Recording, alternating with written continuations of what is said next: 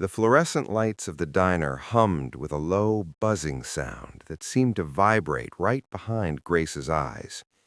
It was a sound she usually ignored, but today, on her feet for the fifth hour straight, it felt like a drill boring into her skull. She took a deep breath, pressing a hand to the small of her back. The ache there was a constant dull throb now, a permanent resident in her body for the last few months. Grace was 7 months pregnant. Her belly was round and tight, stretching the fabric of her black work apron to its limit. She felt heavy, not just with the weight of the baby, but with the weight of the world she was carrying on her shoulders. Outside the large glass windows, the Los Angeles sun was shining brightly, mocking the gray, tired feeling inside her. It was a typical busy Tuesday at Marty's Diner, a place that survived on strong coffee, greasy burgers, and the tireless effort of its staff. She picked up the coffee pot, the glass feeling heavier than usual in her grip. "Table 4 needs a refill," the cook yelled from the pass-through window. He didn't look up, his focus entirely on the sizzling grill. Grace nodded, even though he didn't see her. She waddled over to the table, her swollen ankles protesting with every step. "More coffee, sir?" she asked, forcing a smile that didn't quite reach her eyes. The man in the suit didn't even look up from his phone. He just pushed his mug toward her, a silent demand. Grace poured the dark liquid, trying to keep her hand steady. A sharp kick from inside her ribs made her wince, and a small splash of coffee landed on the saucer. "Watch it," the man snapped, finally looking at her. "I don't need a mess." "I'm so sorry. Let me clean that up," Grace said quickly, grabbing a rag from her apron pocket. Her face burned with embarrassment. She wiped the table, her fingers trembling slightly. It wasn't just the physical exhaustion, it was the feeling of being invisible, of being seen as nothing more than a machine that delivered food. She moved away from the table as fast as she could, desperate for a moment of rest that she knew wasn't coming. The diner was packed. The lunch rush had started 30 minutes ago and showed no sign of slowing down. The air smelled of bacon grease and burnt toast, a scent that usually made her hungry, but today just made her stomach turn. She felt a wave of nausea rise in her throat and swallowed it down hard. She couldn't afford to get sick. She needed the hours. She needed the tips. Grace retreated to the service station behind the counter to fill a water pitcher. She leaned against the counter for just a second, letting it take her weight.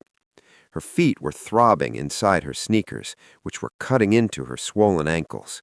She looked down at her shoes. They were old and worn out, offering no support. She made a mental note to buy new ones, but then remembered the stack of bills waiting for her on the kitchen counter at home. New shoes would have to wait. Everything had to wait until the baby came. She looked at the clock on the wall.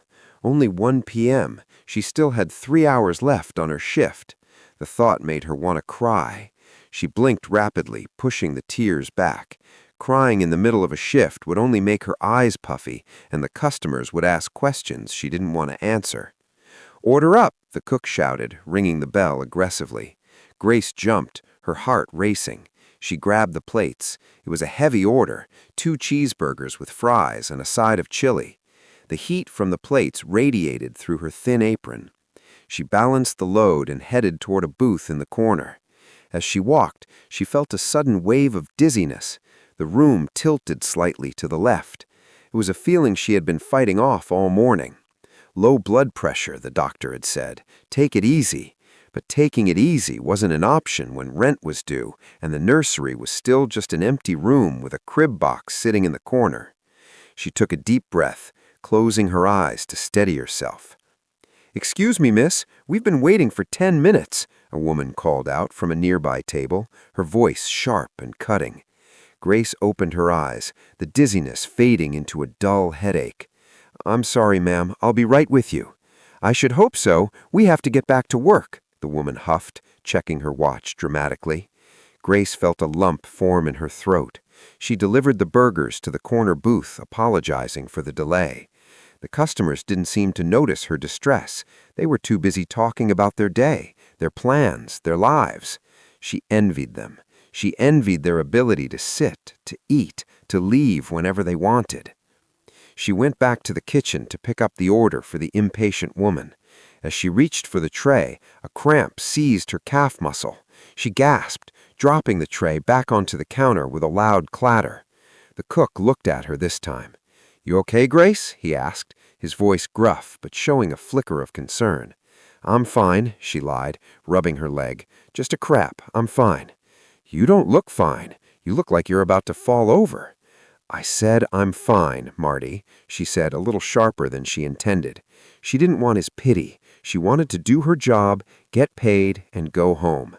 She grabbed the tray, ignoring the pain shooting up her leg. She delivered the food to the impatient table, her smile now feeling like a mask of plastic. "Here you go, enjoy your meal," she said, her voice barely a whisper. The woman didn't say thank you. She just started cutting her sandwich.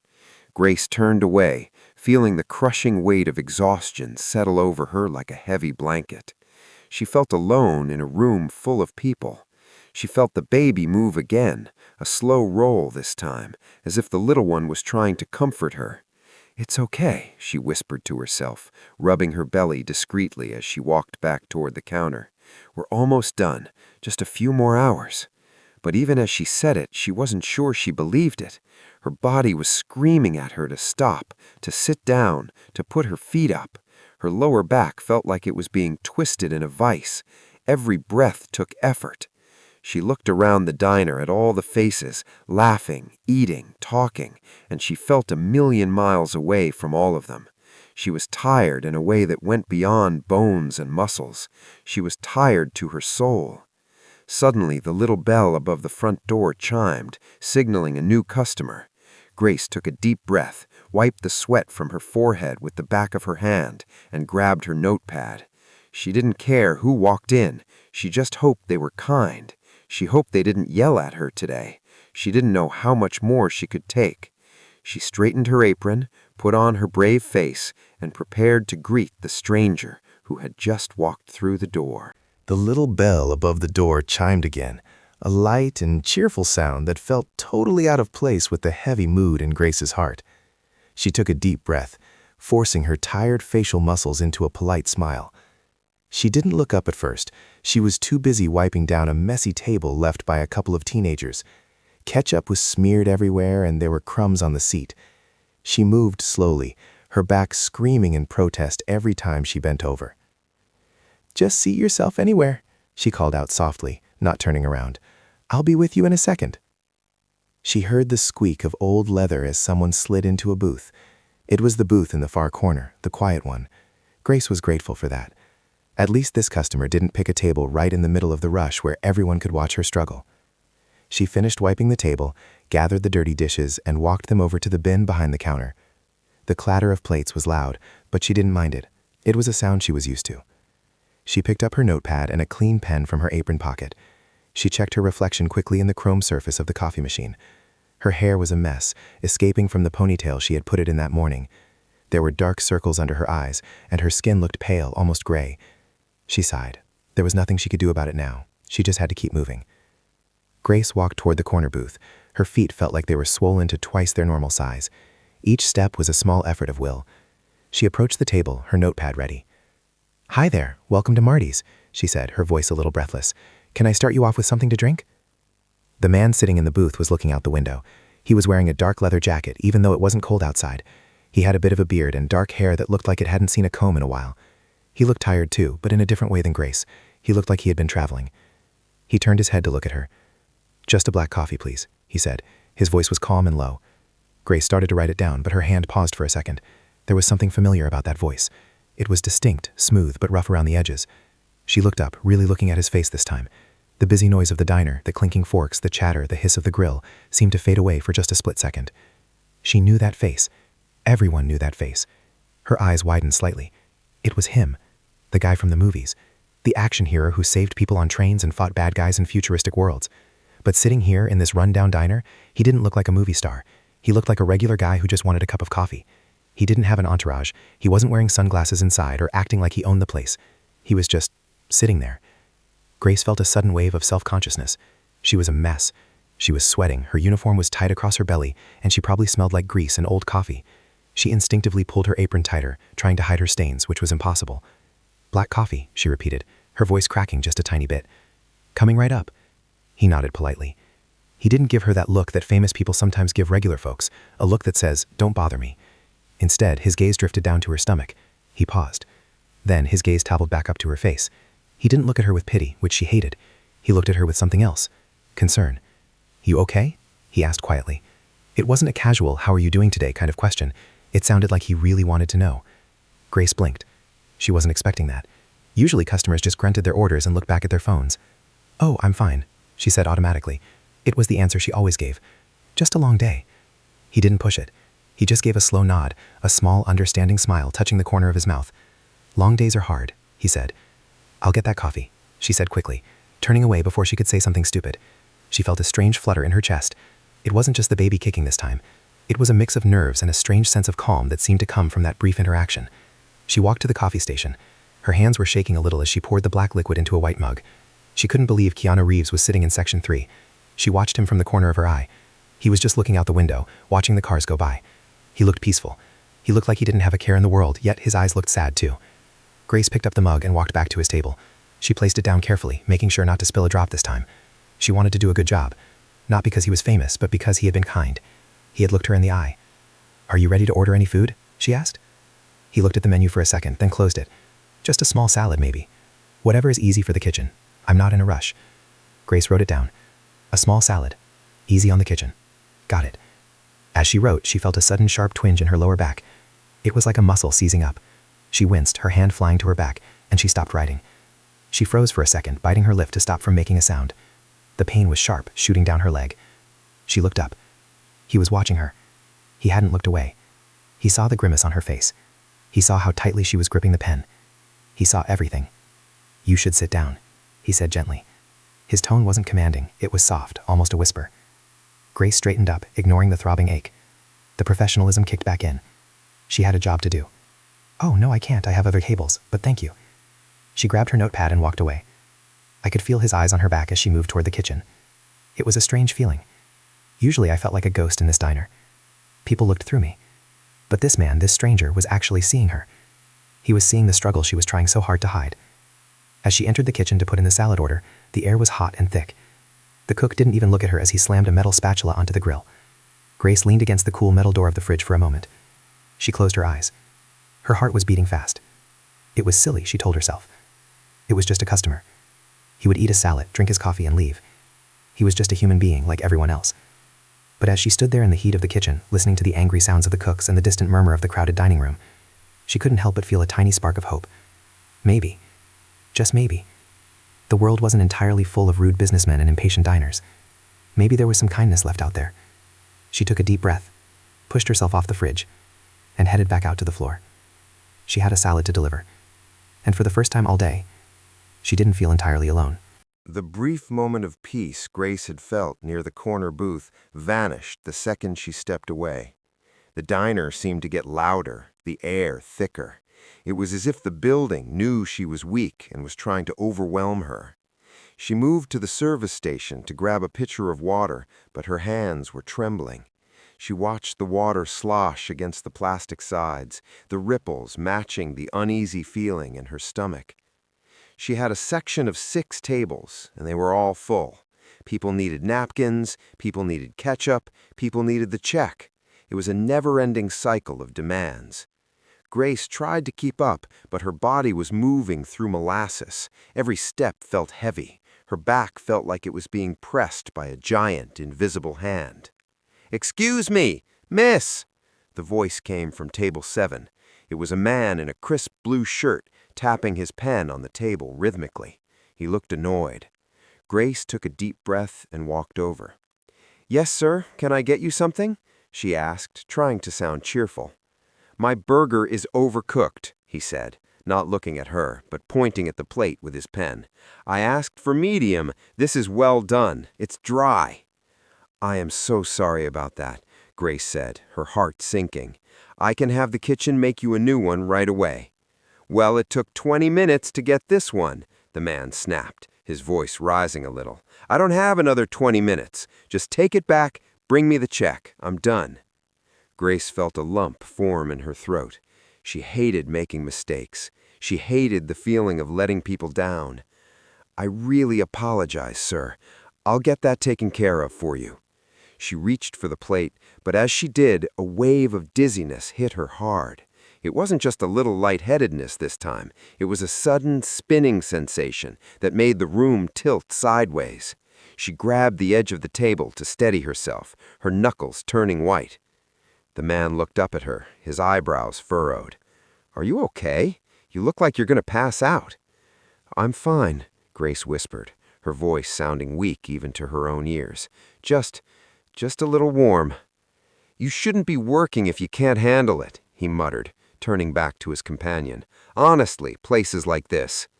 His words stung. They cut right through her armor. Places like this. As if she was just a cog in a machine, easily replaceable.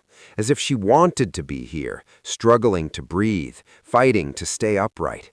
She wanted to scream that she had no choice, that she had a baby on the way and a landlord who didn't accept excuses. But she didn't say anything. She just nodded, took the plate, and turned away. The heat from the kitchen hit her as she walked past the swing doors. It was suffocating. She felt sweat beading on her forehead and trickling down her back. She dropped the plate off at the wash station and leaned against the wall for a second. She closed her eyes, seeing spots of light dancing in the darkness. "Grace, table 3 is waiting for their check," Marty called out from the grill. He didn't look angry, just busy. Everyone was busy. Everyone was rushing. It felt like she was the only one moving in slow motion. "I'm going," she said, pushing herself off the wall. Her legs felt like jelly. She grabbed a tray from the counter. She needed to clear table 4. There were 3 plates stacked on it, heavy with half-eaten pancakes and syrup. She walked over to the table. The syrup smell was sweet and cloying, making her stomach turn. She reached for the plates. She stacked them one by one. The weight of the ceramic pulled at her wrists. She bent down to pick up a fork that had fallen on the floor, and that was the moment her body decided it had had enough. As she straightened up, her vision went black for a second. She swayed on her feet. She tried to catch herself, but her hand missed the edge of the table. She stumbled backward, her hip bumping into the chair behind her. The tray in her hand tilted. She tried to correct it, to save the dishes, but her muscles wouldn't cooperate. Gravity took over. The plate slid off the tray with a terrible scraping sound. Crash! The noise was deafening. It cut through the chatter of the diner like a gunshot.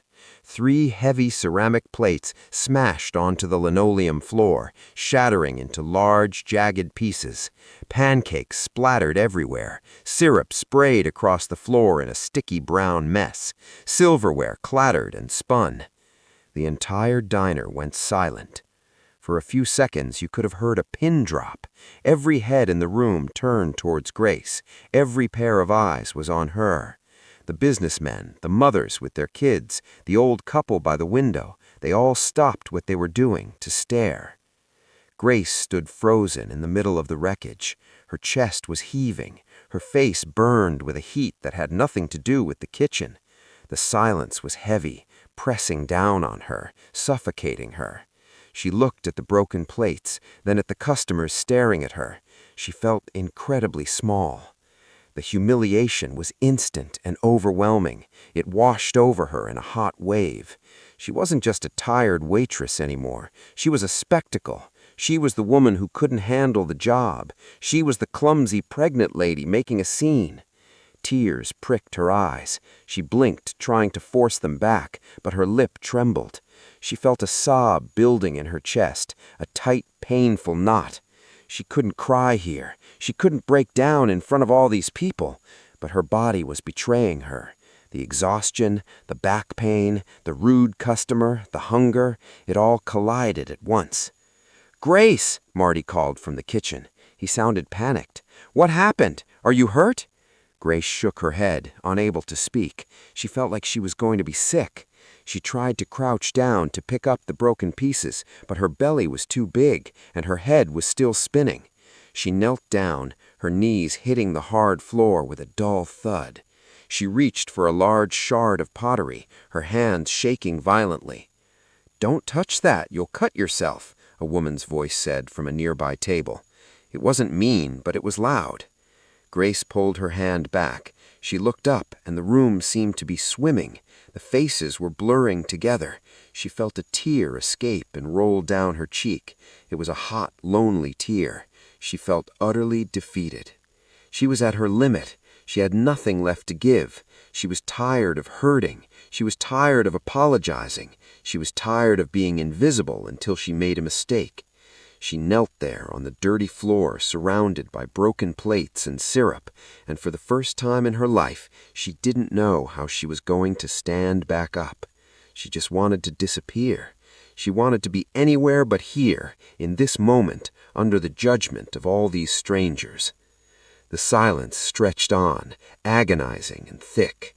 She squeezed her eyes shut, wishing the floor would just open up and swallow her whole. She felt the vibration of footsteps somewhere nearby, but she didn't look up. She couldn't face anyone. She was broken, just like the plates on the floor. The silence in the diner was heavy, pressing down on Grace's shoulders like a physical weight. She knelt on the hard floor, staring at the jagged pieces of the broken plate. Her hands were shaking in her lap. She felt the eyes of every customer burning into her back.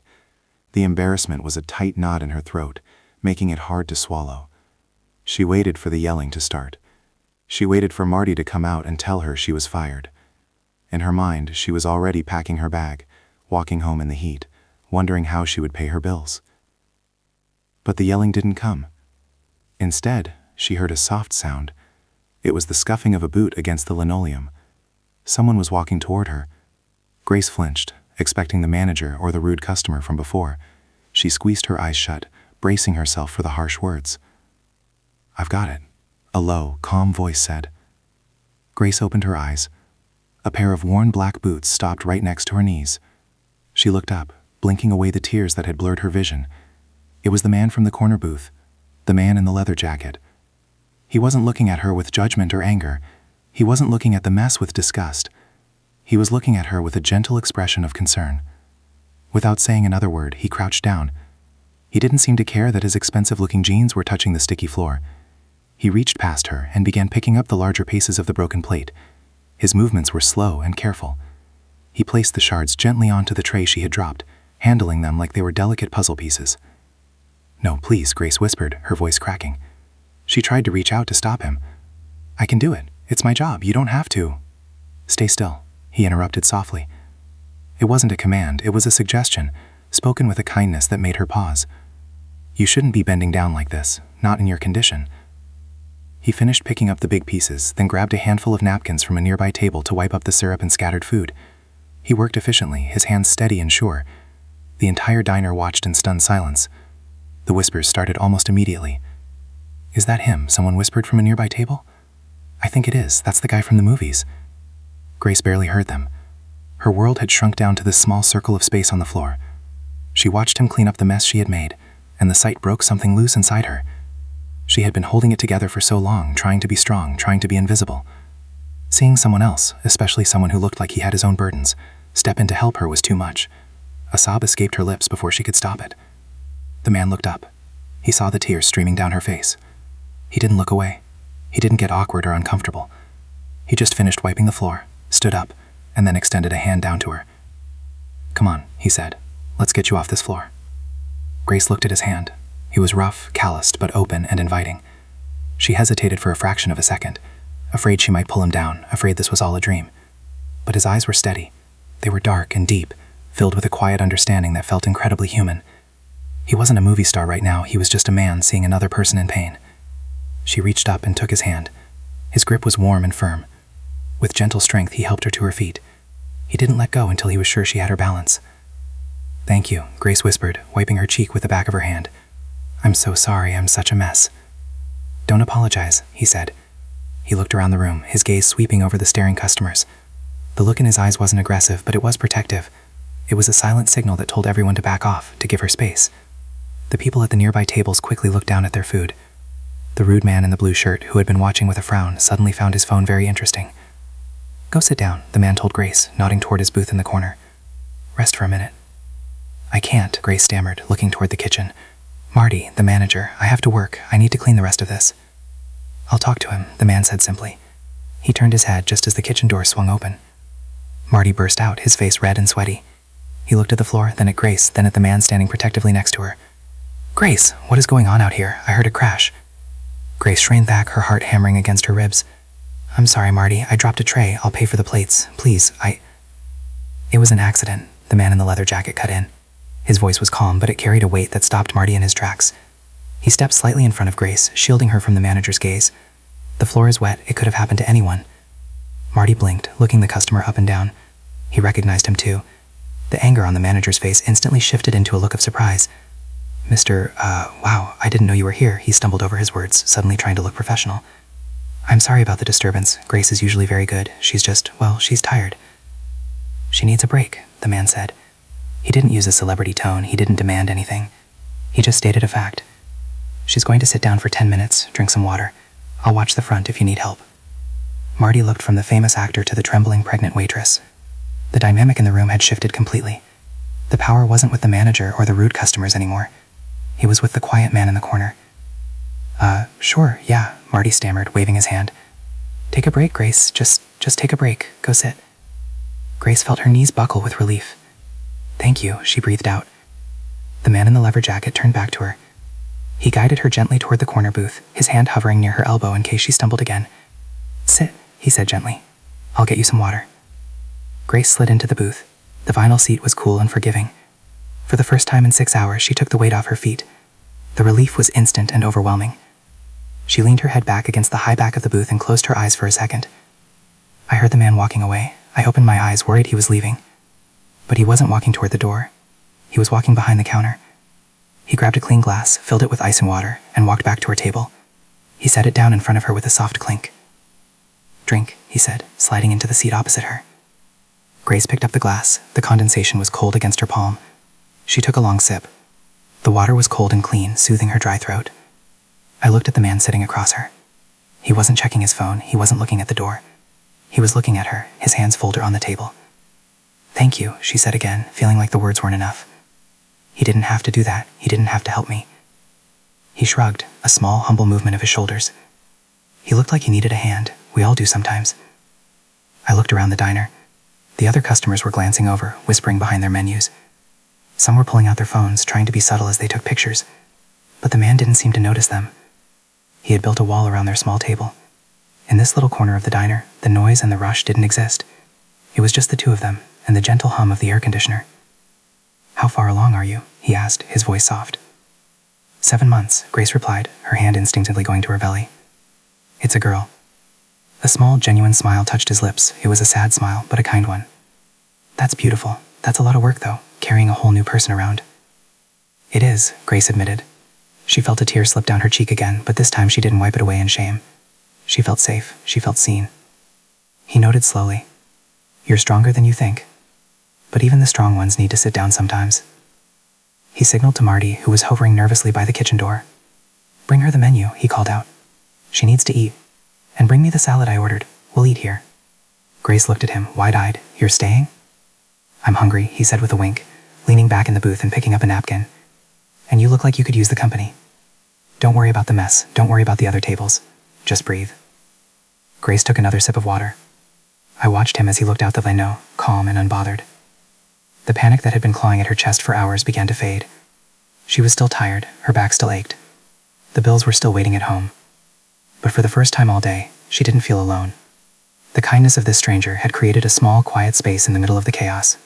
And for right now, that was enough. The booth felt like a small island of peace in the middle of a stormy ocean. Grace sat across from the man, the cold glass of water sweating in her hand. She took another sip, the cool liquid soothing her raw throat. Her heart rate was finally slowing down. The panic that had gripped her chest was loosening its hold, replaced by a shaky sense of relief. The man didn't say much. He didn't try to fill the silence with empty words or awkward chatter. He just sat there, comfortable in the quiet, looking out the window or occasionally glancing at her with those calm, dark eyes. There was a strange kind of comfort, sitting with a stranger who felt more like a friend than most of the people she saw every day. Marty, the manager, came over a few minutes later carrying a plate. He looked nervous, holding the dish out like it might explode. "Here you go, sir, the salad. And I brought a bowl of soup for the lady, on the house."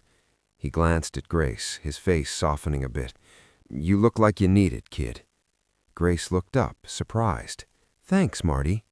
"Yeah, sure, just take your time," Marty mumbled, then quickly retreated back to the kitchen. He wasn't used to being nice, but something about the atmosphere at the table had changed the room.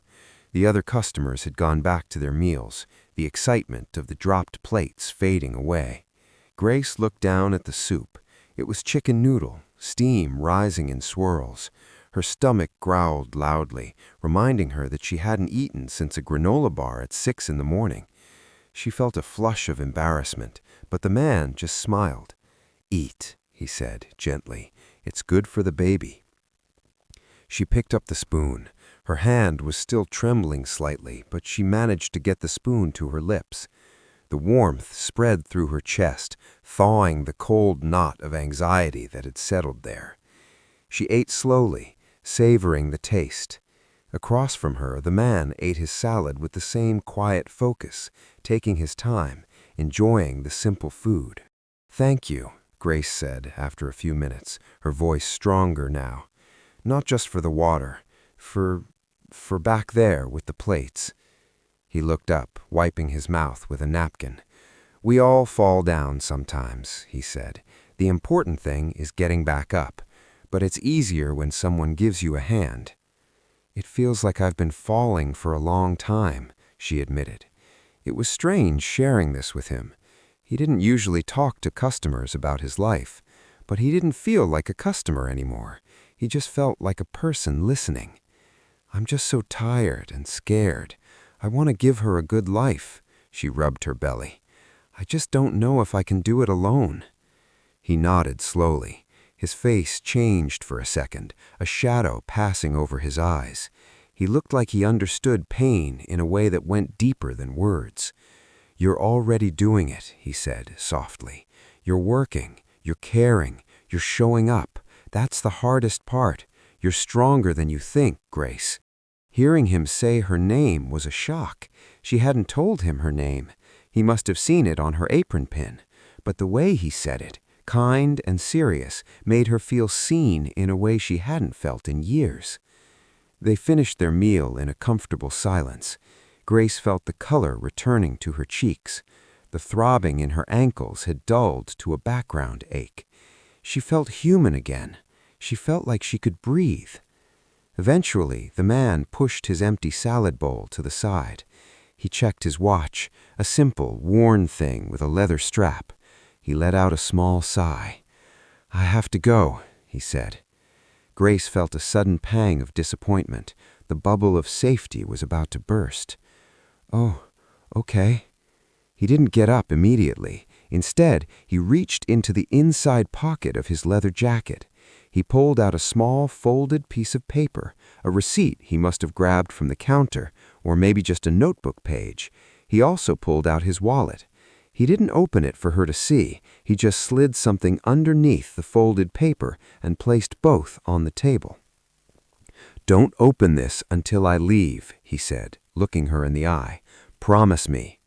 Grace blinked, confused. "Okay, I promise." He stood up. The leather jacket creaked softly. He looked down at her one last time, and a genuine warm smile crinkled the corners of his eyes.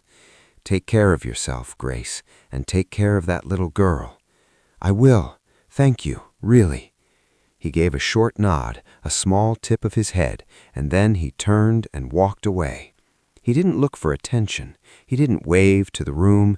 He just walked to the door, opened it, and stepped out into the bright afternoon sun.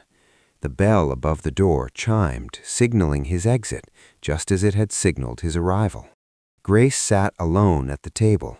The booth felt emptier now, but the warmth he had left behind lingered. She looked at the folded piece of paper on the table. Her heart started to beat faster. She remembered his insistence, "Don't open this until I leave." She waited until she saw his figure walking down the street, past the large windows, disappearing into the city crowd. Then, with shaking hands, she reached out and picked up the paper. She unfolded it. Inside, resting on the table, was a stack of bills. Not just a tip for the salad. It was a thick stack of $100 bills, folded neatly in half. Grace gasped. Her hand flew to her mouth. She counted them quickly, her eyes widening with every bill. 1, 2, 3, 10, 20. There was thousands of dollars there. It was more money she made in 3 months of hard labor. It was rent. It was diapers. It was the crib she couldn't afford. It was safety. Tears welled up in her eyes, blurring her vision. She looked at the handwritten note on the paper. The handwriting was messy but legible. It read, "For the baby. Take some time off. Rest. You deserve it. Take care." He hadn't signed a name. He didn't need to. He hadn't done it for recognition. He hadn't done it because he wanted a thank you. He had done it because he saw a person in need and he had the means to help. It was pure, simple kindness. The tears spilled over, running down her cheeks. But this time, they weren't tears of frustration or humiliation. They were tears of overwhelming gratitude. The weight that had been crushing her all day, all month, felt lighter. It wasn't just about the money, though that was a miracle in itself. It was the feeling of being valued. It was the realization that someone had stopped, really looked at her, and decided she was worth helping.